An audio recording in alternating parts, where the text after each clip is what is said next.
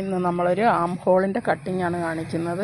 ഇവിടെ നിന്ന് ഇങ്ങോട്ട് ആദ്യം ഷോൾഡർ അടയാളപ്പെടുത്താൻ, ഷോൾഡറിൽ നിന്ന് താഴോട്ടാണ് നമ്മൾ ആം ഹോൾ അടയാളപ്പെടുത്തുന്നത്.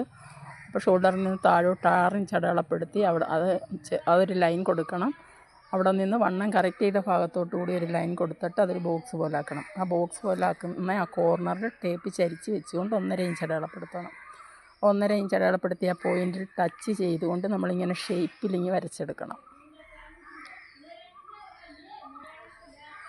ഇനി നമുക്കിത് കട്ട് ചെയ്തെടുക്കാം.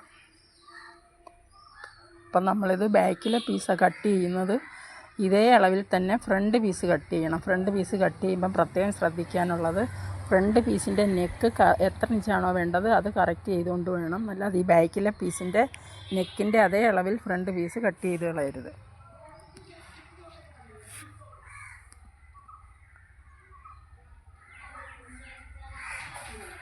അപ്പം നമ്മുടെ ബാക്കിലെ പീസിൻ്റെ കട്ടിങ് കഴിഞ്ഞ് അതുപോലെ തന്നെ നമ്മളൊരു പീസ് ഫ്രണ്ടിലേക്കും കട്ട് ചെയ്തെടുത്തിട്ടുണ്ട്. ആ ഫ്രണ്ടിലെ പീസിന് ആം ഹോൾ ഒരു സ്വല്പം എടുത്ത് വെട്ടണം. അത് ഞാൻ കാണിച്ചു തരുന്നുണ്ട്. ഒരു 1/2 ഇഞ്ച് ഇങ്ങനെ അങ്ങോട്ട് കയറ്റി വരയ്ക്കണം.